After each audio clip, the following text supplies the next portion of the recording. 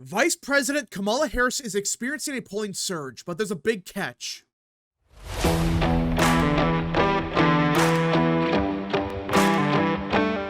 What is up, people of the internet? It is me, Real American, back again with a new video, and today we have to talk about the 2024 presidential election because Kamala Harris is experiencing a polling surge, and I know, we've been saying for days that any kind of polling surge right off the bat more than likely wasn't even a surge. It's more like a polling bump. And what that really means is for the next 2 to 3 weeks, more than likely, we're going to see Harris have relatively good polling. We actually already are. Like, look at this poll from Michigan. Kamala Harris is winning by a point. And there's been other polls where she's doing like 3 to 4 points better. And many people are starting to say this is a surge. And I think for now, yeah, you could call it a polling surge for now. But after 2 to 3 weeks of this, I really believe this surge Harris has seen is going to go away. And in fact, let's talk about why I believe this, because there are some people, not just on the left, but even on the right, saying, well, it's over for Trump. Kamala Harris has the lead in Michigan. It's over. Time to pack it up and get ready for 2028, which is just crazy. But some people actually believe that. Now, I understand that the polling right now, it is better for Harris. Let's not deny that. There are some people that are saying it's all fake, it's a grand conspiracy. I don't necessarily believe that. But I really believe that the polls are overstating Harris's support. At least her margins. Not necessarily she's not going to get 42%, but I believe that the polling right now is understating Trump by a lot. And in fact, in some areas, it's giving Harris a bump that she's not going to have in 2 to 3 months. Like, look at the Michigan poll. Right now, she's up by a point. And some people brought up, oh, wait, the same poll back in, I think, June it had Trump beating Harris by 7 points. So that's an 8-point shift in a couple weeks. And that's what people are saying is proof of a Harris surge. Well, not really. For starters, yes, Harris is now either up or actually slightly ahead of Trump. But you compare that to the last poll they had back in, I think, June or even early July. I can't remember when it was. But either way, they had Harris, or Biden, I should say, at 42%. This same poll has Harris at 42%, 43%, 44%, 42%. So all that really happened from the looks of it is Trump just went down.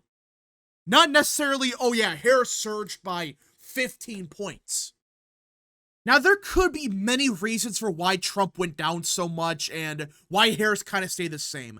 The one theory is, well, there's a bunch of independent voters that hated Biden and they were fine with Trump. But maybe they're looking at Harris and saying, maybe she's better than Biden. Maybe. So I'm undecided. I don't know much about Harris, but we'll just wait and see. That's the first theory. The second theory, and I actually believe this one, is there's a response bias. What I mean is Kamala Harris is the new nominee. She's gonna be their pick for November. That's a fact. Unless something crazy happens, she's the Democratic nominee for president. Well, to some people, which, again, this is ridiculous, she's new. Because they got so sick of Biden, they think, oh, wait, Kamala Harris is brand new. She's way better than Biden. Which these same people just a month ago were saying, oh, Kamala Harris is incompetent. Like, she ran the border into the ground. She doesn't know where she is. She's incompetent. All of that. Well, now they're thinking, Biden got so bad that Kamala Harris can't be that bad, right? And I know this seems nearly identical to the first theory, but it's really not, because the first theory more so is, independents, they don't know about Harris, which I don't necessarily believe in. The second one is more so, there's a bias for Harris right now. This is the honeymoon period where she's getting a bunch of good press, the Democrat Party is quote-unquote united around her, even though a month ago they were saying, Harris is even worse than Biden. We cannot support her. That's why I think, this is different from the first theory that it's just a bunch of independents that decided, you know what, I don't like Biden, but maybe Harris is better. This is, oh, Biden got so bad that Harris is just better by default. But I think that's going to change in 2 to 3 weeks when people begin to see who Kamala Harris really is. They begin to realize, oh, wait, there's a reason we hated her beforehand. She's incompetent. She doesn't know where she is. And on top of a bunch of independents and undecideds thinking, oh, maybe Harris is better than Biden, I think these polls are just overstating the amount of Democrats supporting her. Like, look at this. This is the same poll. This is just with black voters. And I know, this is a small sample size. You're going to get wonky results. But are you seriously going to tell me with a straight face that Kamala Harris got 82%, which is very low for a Democrat with black voters, but Trump got 0? So you're telling me Harris is barely winning despite Trump getting 0 black voters? There's a chance this is just a complete sampling error. I get that. I really believe that the past week or so have made some Democrats so enthusiastic that they're causing a massive polling response bias. I really believe that. Because how can you explain this? That Trump got 0 black voters. Not a single one. Just a month ago, this same poll had him at like 20%. Are you going to tell me with a straight face that every single black voter that were voting for Trump decided, you know what, we're going to vote for Kamala Harris? No other pollster has found this yet. So, yes, they have found Trump doing slightly worse with black voters, but number one, he's still doing better than in 2020 with these voters. But number two, none of them are saying, oh yeah, Trump's at 0%. I really believe this is just a response bias. And the sample is just so wonky right now because a bunch of Democrats are so enthusiastic that they got rid of Biden that they are screwing up the polls right now. I mean, seriously, how else would you explain the idea of Harris having 82% of black voters but Trump at 0? You can't. I mean, the only other alternative is, oh yeah, Trump is at 0% because they faked the data. Which at that point, if they fake the data so much that Trump is at 0% with black voters, the fact that he's only down by a point is not good news for Democrats at all. In fact, that's horrible news because that means, oh, wait a minute, the polls more than likely are understating Trump yet again. Now, there were other pollsters like Emerson, and they had Trump slightly ahead in Michigan, up in Pennsylvania, up in Georgia, up in Arizona. Now, to be fair to Harris, these are smaller leads than before. I mean, even in Wisconsin, they have Harris up by 2.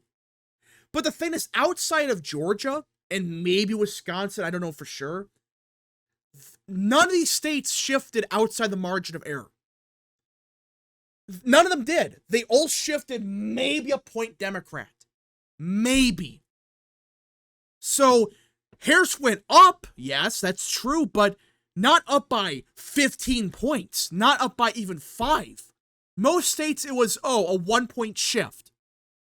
Which you could argue is just a sampling error. That's just response bias. That's just, a honeymoon bump. That's not a long-term surge for Harris. There's other pollsters like the New York Times.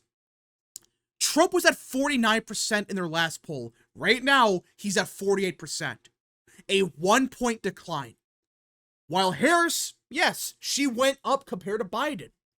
But this doesn't look like that's because a bunch of independents and moderates swung towards Harris. This to me looks like, a bunch of undecideds that were Democrat voters, which we've been saying for years now, that these undecided voters are more than likely Democrats.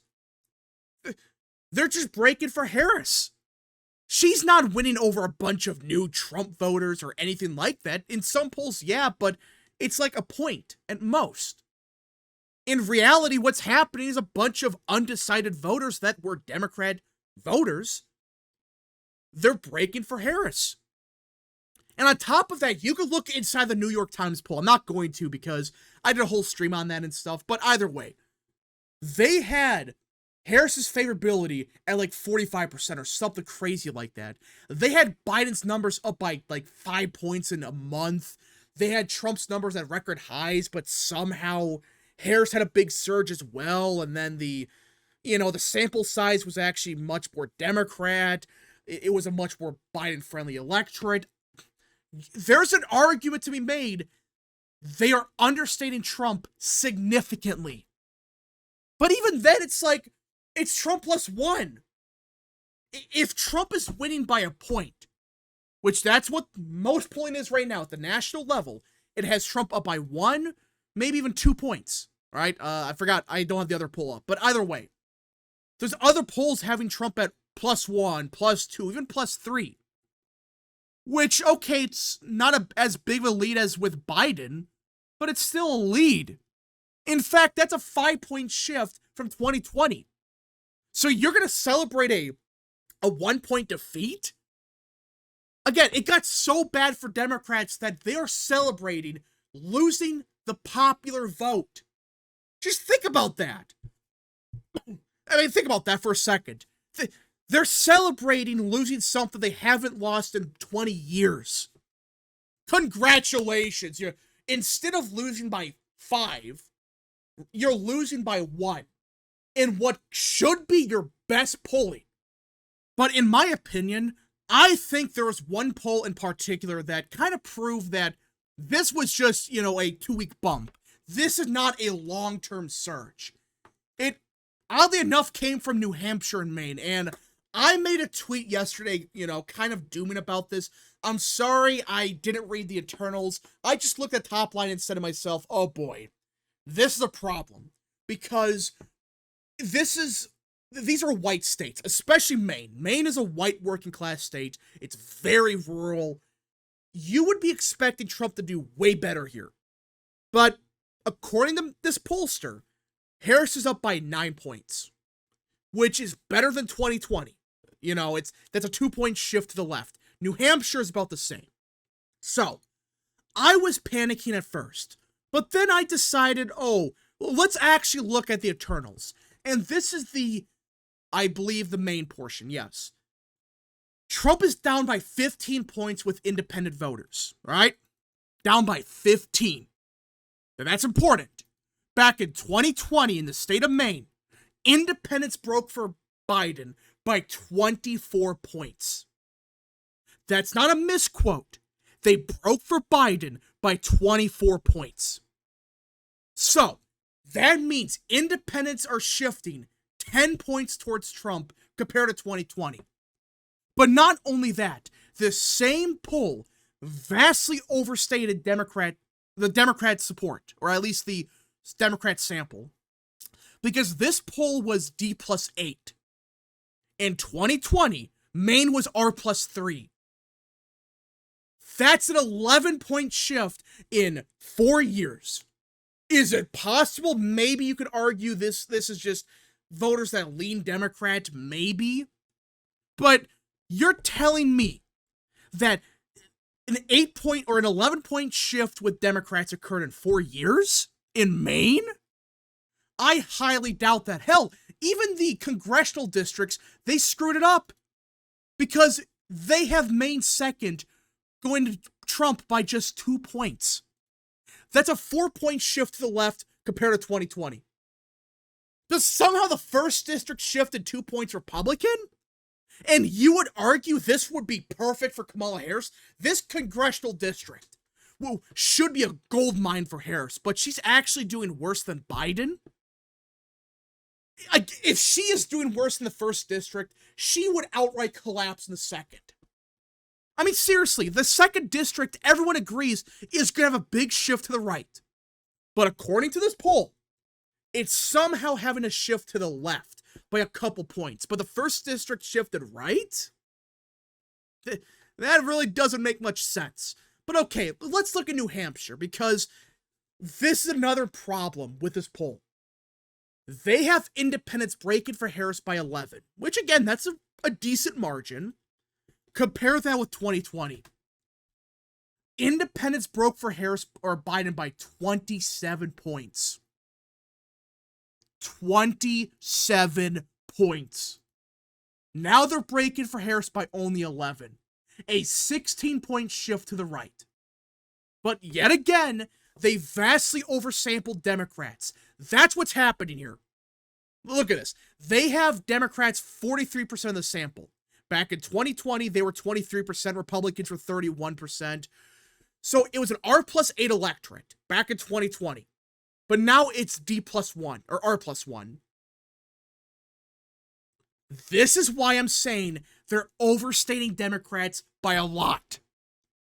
Because how else would you explain this type of shift?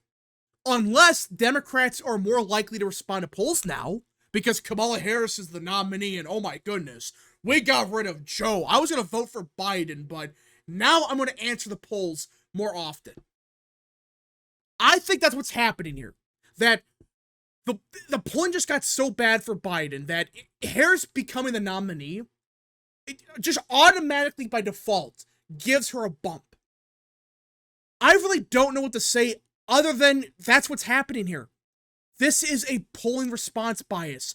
This does not scream, oh yeah, a long-term surge for Harris. This just screams, oh, for the next week or so, her polling numbers are going to get better, but that's about it. We just got to see what happens, but what I showed you today, it does not demonstrate to me that this is a long-term bump. This is at best a 2 to 3 week bump, and that's it. Anyways, folks, thank you so much for watching. If you guys did enjoy this video, smash the like button down below, subscribe, share with your friends, hit that little bell, follow the social media accounts in the description down below, and of course, join the channel today. Godspeed to all of you.